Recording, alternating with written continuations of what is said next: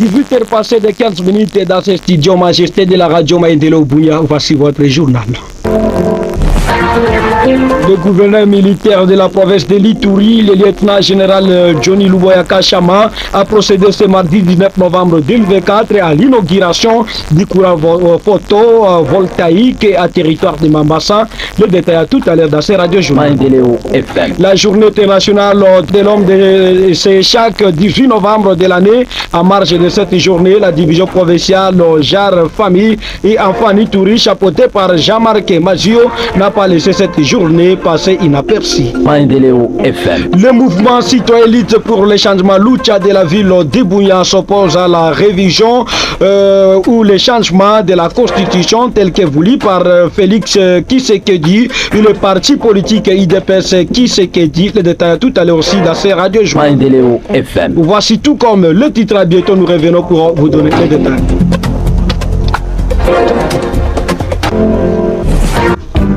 Ce journal vous est présenté par Jospé Ouajorkim. La mise en onde de Rumbatan. Commençons par cette actualité. Le gouverneur militaire de la province de l'Ituri, le lieutenant-général Johnny Luboya Kachama Johnny, a procédé ce mardi 19 novembre 2024 à l'inauguration du courant photovoltaïque à territoire de Mambasa. Lors de son speech, l'autorité provinciale a appelé les bénéficiaires à s'approprier de ce courant qui va aider cette activité coutumière. Je vous propose de suivre Johnny Luboya Kachama, le gouverneur de la province de l'Ituri.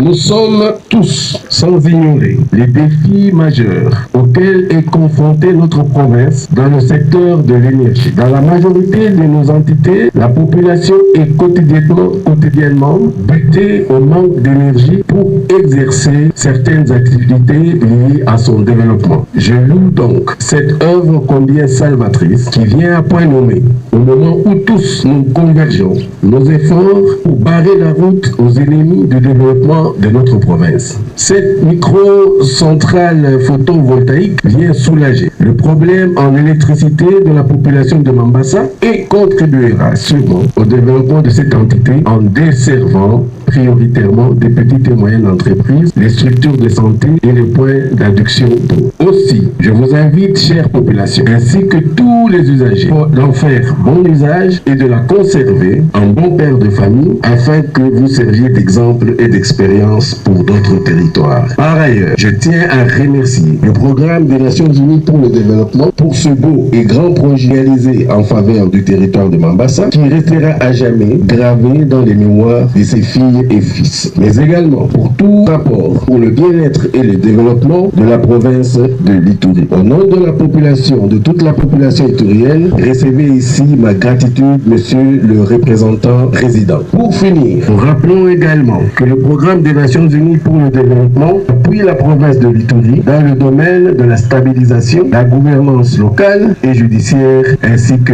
la décentralisation. C'est dans cette optique que je réitère ici l'engagement de mon gouvernement pour passer de l'urgence humanitaire au développement durable dans les zones de retour où la paix s'installe. Il s'agit notamment de Mambasa Centre, de Loloa, de Boga, de Tchabi, de Nyakunde, de Kobu, de Bambou, de Fataki, de Libri et Katanga pour ne citer que cela. Je ne saurais terminer mon propos sans présenter mes félicitations à l'entreprise Aptec Africa et son responsable pour le travail abattu.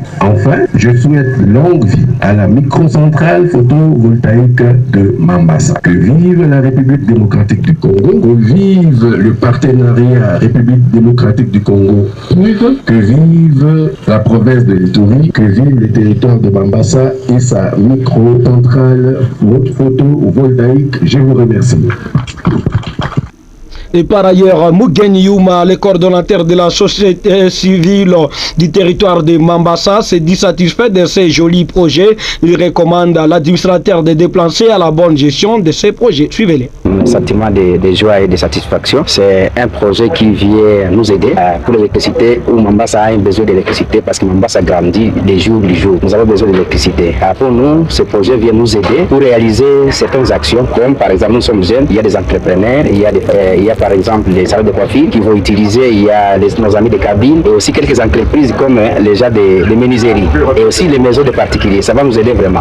C'est d'abord la bonne gestion. Nous recommandons à l'administrateur de placer un comité de gestion qui va bien gérer cette entreprise afin que ça soit durable. Parce que si c'est durable, nous allons encore bénéficier pendant autant d'années. Si ce n'est pas durable, vous voyez que nous serons encore déçus et on va souffrir davantage de s'approprier ces projets parce qu'il y a déjà des jeunes qui se sont adhérés, ils achètent des méga massiels pour bénéficier de courant. Ils vont continuer à soutenir pour que notre projet puisse aller de l'avant. La recommandation, c'est de nous aider pour que ce courant fonctionne à bon temps, c'est-à-dire qu'il n'y ait pas de coupure de courant en cas de besoin.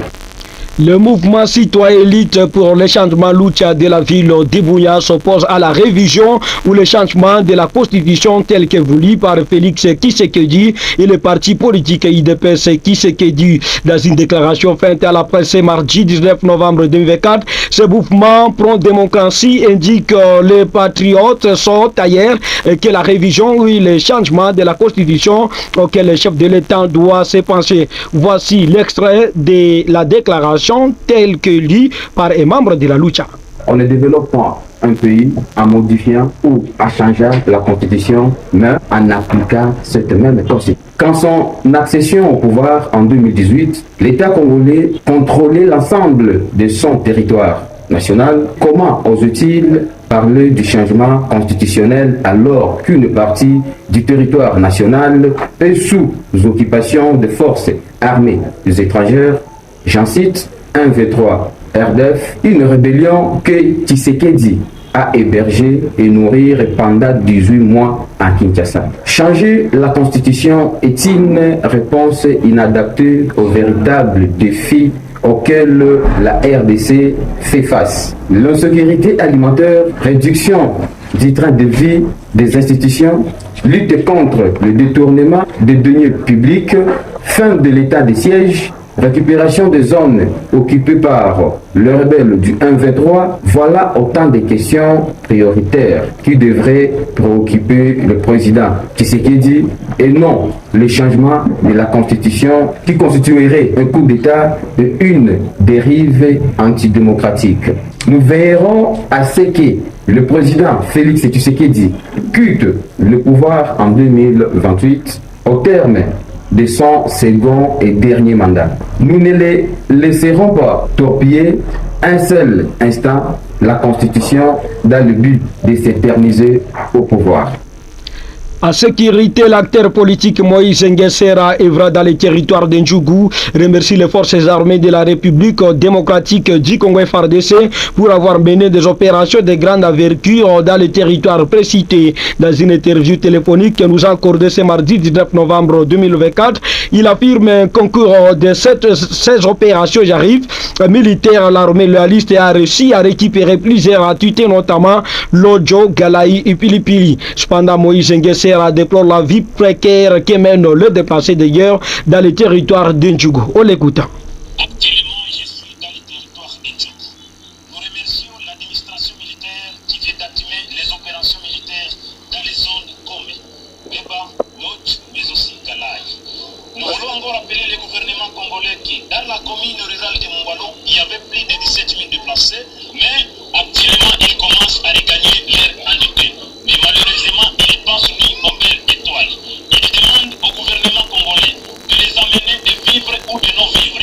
Nous appelons aussi des zones ici de venir à l'aide pour les aider, de construire des écoles, mais aussi les postes de santé et la pensée de l'eau potable pour la population qui vient de regagner leur entité. Ils demandent d'urgence, surtout l'aide, des tôles, postes de santé, mais aussi construction des écoles. Et nous remercions notre armée qui vient d'assumer leurs responsabilités pour occuper cette entité.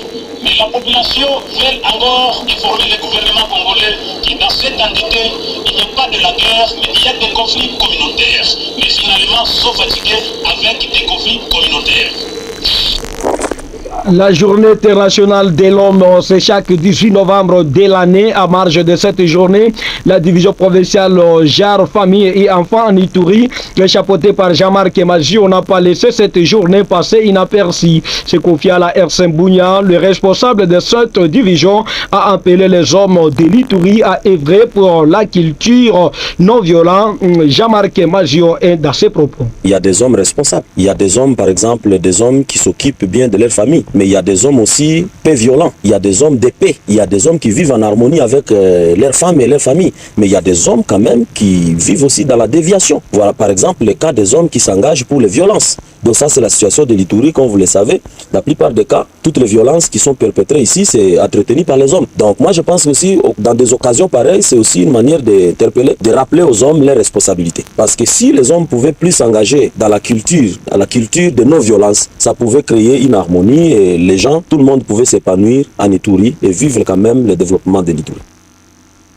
Il a également demandé à tous les hommes ayant fui leur foyer suite à certains problèmes d'y revenir pour leurs responsabilités. Il revient à ces termes. Moi, je pense que les hommes qui ont abandonné leur famille doivent revenir à la raison. Ils ont la responsabilité de regagner la famille. Dieu nous a créés pour que nous puissions vivre à paix. Moi, je pense que quels que soient les problèmes, nous devons regagner la famille. Nous avons la responsabilité de notre famille, responsabilité de nos enfants, responsabilité de notre foyer. Et il n'est pas encore tard et je demande à ces hommes-là de revenir à la raison, regagner la famille pour continuer et poursuivre la construction de la famille. Parce que l'avenir de la RDC dépend de la stabilité de la famille. Si la famille n'est pas bien construite, la famille n'évolue pas, il n'y a pas d'harmonie dans la famille, donc il n'y aura pas d'éducation, il n'y aura pas aussi l'avenir. Et l'homme doit travailler avec la femme dans la gestion des ressources naturelles car lui seul ne pourra y arriver. C'est le message de John Lufukaribou de l'ONG de défense de l'environnement et forêt à marge de la journée internationale de l'homme célébrée chaque 19 novembre. Le défenseur de l'environnement a montré que l'homme doit prendre soin de l'environnement. Suivez-les. Nous interpellons que l'homme doit aussi intégrer dans la gestion des ressources naturelles, il doit aussi intégrer la participation de la femme parce que la justice climatique ou la protection de l'environnement, sans la femme, vraiment on ne peut pas arriver aux résultats attendus. Donc c'est aussi une journée d'interpellation à tous les hommes, les gouvernants, de promouvoir une gouvernance participative et égalitaire aussi.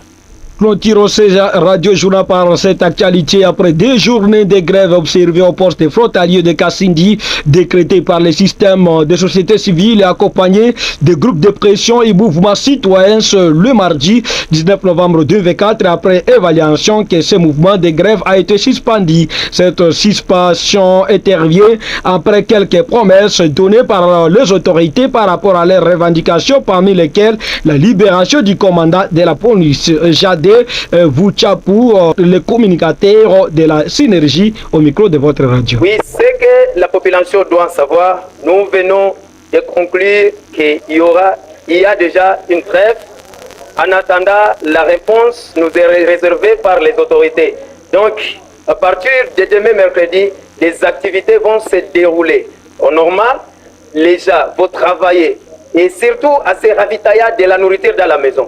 Puisque si une fois nous n'aurons pas une réponse favorable à nos demandes et si les autorités ne vont pas respecter leurs promesses données à la population, donc nous allons encore rappeler la population et se mettre ensemble pour prendre d'autres mesures qui vont nous donner une meilleure réponse sur notre sécurisation et la libération de ceux qui fournissaient des efforts pour sécuriser la population. Tout va se dérouler au normal. Donc les élèves demain aller à l'école et boutique, magasin, toutes choses vont commencer à travailler convenablement, à se préparer et en attendant la voie encore soit de la paix de la société civile. Avec cet élément, nous bouclons complètement cette édition des nouvelles de la radio communautaire Maïndeleo, présentée par Jospé Jourkim et la mise en onde de Rumbata. La même édition, vous allez retrouver sur notre chaîne YouTube. Vous écrivez seulement Maïndeleo Bouya TV. Pourquoi pas sur notre chaîne TikTok, écrivez seulement Maïndeleo Bouya Info. Au revoir.